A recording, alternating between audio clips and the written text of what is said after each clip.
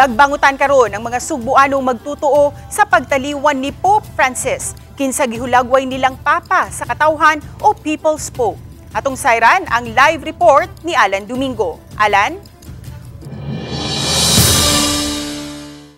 Yes, sakto na nagbangutan karon ang katawhan nga sa tibuok kalibutan laban na ang sa simbahang Katoliko sa pagtaliwan ni Pope Francis. Apil na niini ang mga Sugbuanon. Kahilakon si Ruel nga naghandom sa kaagop nga gipabatyag ni Pope Francis sa mga kabus. Wa man niya makita sa personal ang Santo Papa apan mituhop matud pa sa iyahang pagkatao ang diwa nini nga naghatag og importansya sa mga kabus. Ingon usab nini ang gibati ni Tino sa Panta. Hanggang nalabi na itong gidaw-daog. O siya po ang nagkuhan sa mga gila-gila nagbaldong. Magul po ta nga mitaliwan na siya ning kalibutan na. Ang mga journalist nahimong kabahin sa ilang kinabuhi ang Santo Papa human nila mahimamat atol sa coverage sa iyahang pagbisita sa Tacloban City.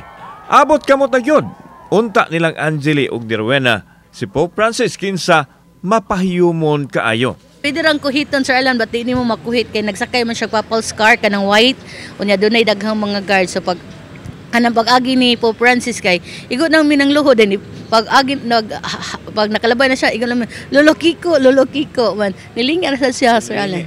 Pud sa mga nakita pud nako kay ang uban katong pag-agi na sa sakyanan nga gisakyan sa Pope nagbarog ba siya to sa sakyanan yan sige siya wave sa mga tao ang uman ato na hilak. Si Reverend Father Charles Jaime ang Vice Rector sa San Carlos Seminary College natagan og kahigayunan nga personal nga makahimaman si Pope Francis dihang mibisita siya sa Vatican. Gihulagway niya nga mapaubsanon kaayo ngadto sa katawhan ug ang advokasya pagpanalipod sa mga kabos nga katawhan ug sa nagusbat nga kinaiyahan. Na-overwhelmed ko sa iyang presence. Then, pag nasayo pag gani ko ato kay gabi ito, alas 7 nas gabi imbis akong isulti, Bonasera, ako nasulti, Bongiorno. More giti ako nasulti sa iyahan. Murag nasa sa kuan but to me, that was the most significant experience that I've had with him. Muhalad usab ang seminaryo og pag-ampo pahinungod sa Santo Papa og mga santos nga misa alang sa mitaliwang Santo Papa.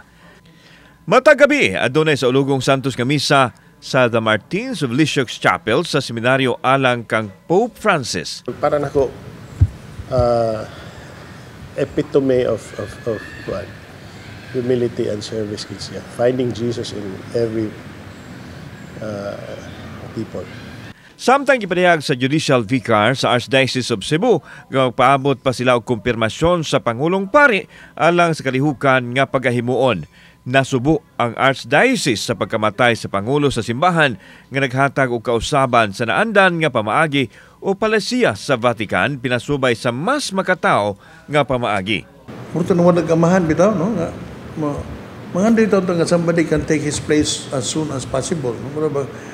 Considering what he has done, labi na kinakabisita siya nato, no? We are going to miss him. Murag nawadan og leader ba? No? Ang common tao ba can relate with him nga og ang importansya namo diri parehara giving equal dignity to everybody ba. Sa pangutana, kung kinsa ang temporaryong muduma sa simbahang Katolika nunod sa pagkamatay sa Santo Papa? Ang College of Cardinals man, sila tanan. So, magud ang Supreme Pontiff is the supreme authority. So, siya mo'y last say sa tanan. No?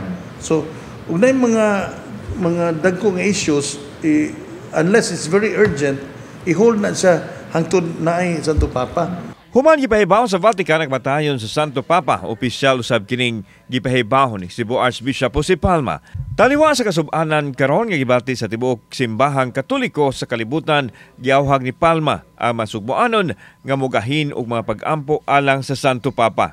Ipahibaw raunya ang tukmang adlaw sa lubong ni Papa Francisco og ang pagpili unya sa bag-ong Santo Papa nga mohulip sa mitaliwan nga Papa.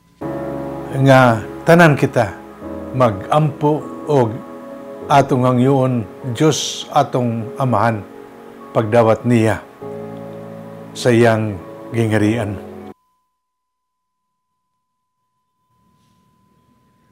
Ses na ako karon diri mahimutang sulod sa compound sa San Carlos Seminary College. Din makita nato sa atong luyo ang kining The Martins of Lisieux Chapel. Kini himuon ni siyang kapilya alang sa ampuanan pahinungog kang Pope Francis. Unya bukas kini alang sa mga gustong muhalad og pag-ampo. Ses, posibleng buksan kini ug mang adlaw. Ses.